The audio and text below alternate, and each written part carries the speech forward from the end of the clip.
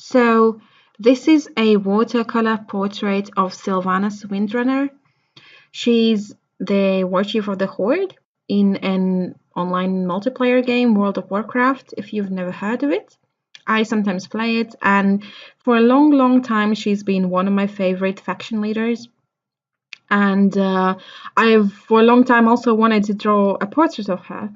And even though she's kind of crazy right now with the story and all, I'm still gonna do it because I kind of still like her. So I'm not gonna show the sketching part because that just took way too long. But when I had my sketch, I transferred it to the watercolor paper. Then I wanted to work on the skin first. So I thought I would use masking fluid because just recently I bought masking fluid for the first time. And so I tried it. It actually worked really, really well, except I don't know why, it just kept clumping on me. You can see there's this cottage cheesy texture of the masking fluid, but whatever, it did its job and actually had really easy time coloring the skin.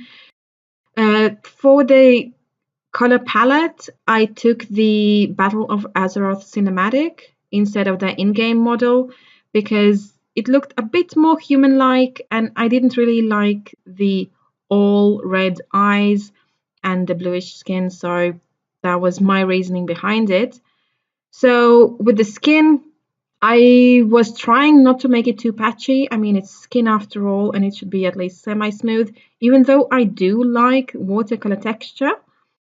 And I do not really mind having some texture on the face. At one point, the forehead just got really nasty, and I didn't think I could actually save it. But this paper allows lifting of the color extremely easily, and in the end, I was really able to save it. One drawback, though, with the lifting color easily is that when I was trying to get deeper values for the shadows, every time I went in with a new layer, it kind of dissolved the layers underneath.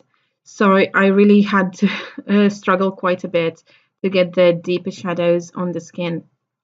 So there's some footage lost because there was just my head in front of my artwork. So what I did was I colored the hood, I colored the shoulder pads. I usually color items that are the same color at the same time. So the hood and shoulder pads were at the same time. Also the chest piece, the purplish bits. And I left them with quite a simple shading. I didn't really want the whole piece to be very detailed because that would make too much time, and I just don't have that kind of time. So yeah, afterwards I went in with the metallic bits, which I kind of tried to make them look metallic, and I think the end result is close enough to metal. But I really enjoyed it. I don't really draw or paint reflective surfaces often, but I had fun with it.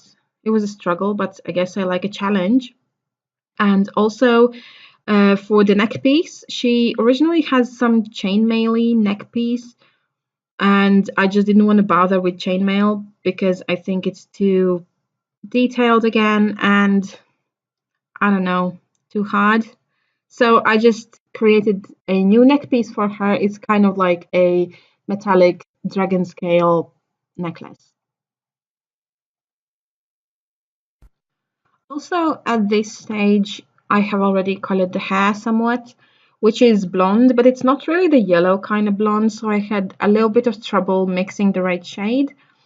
At the end, it just turned out to be greenish brown, and with a light enough layer, it turned out to be the proper color. And I don't know, I think the brown works really well with the purple bits, so you can't really tell it's greenish brown. And hair must be my favorite part of this piece. I really actually like coloring hair because it's a lot easier than skin. Skin always gives me trouble, hair almost never does. Because you can have harsh shadows, hair can basically be a mess and still look good. Because, okay, there are certain parts where you always need a shadow for the hair, which is like where it goes behind the neck and stuff. But other than that, you can just randomly add shadows and it's gonna look semi-good either way. So as for the armor, in my reference image, she had this kind of gold sunlight shine on the armor. So I kind of tried to replicate it with the yellow bits. Don't know how successful that was, but well, it's there. So what can we do, right?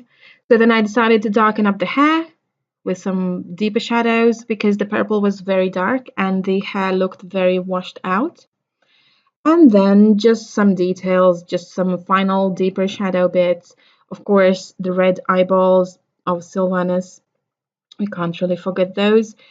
And yeah, afterwards I decided to work on the background because I thought it didn't really feel complete without a background. So my first idea was to go in with this light blue color, which was not the best idea. I colored all of the background because if I was gonna color over it, I wanted it all to have a same undertone. And I really didn't like this blue color at all. So then I wanted to draw the Forsaken banner that they have in the game, and there was just no space for it. It would be very tiny and jammed in a corner, or it would just be behind Sylvanas, and so what's the point? So then in the end, I just opted out for the black to dark blue gradient background, which kind of ties in the Forsaken banner colors, but it's not the actual banner. So yeah, afterwards, off camera, I also added some white gouache highlights, and yeah, that's basically it. This is my fan art for World of Warcraft, Sylvanas Windrunner, and if you liked it, you can leave a comment, and that's it. Thanks, bye.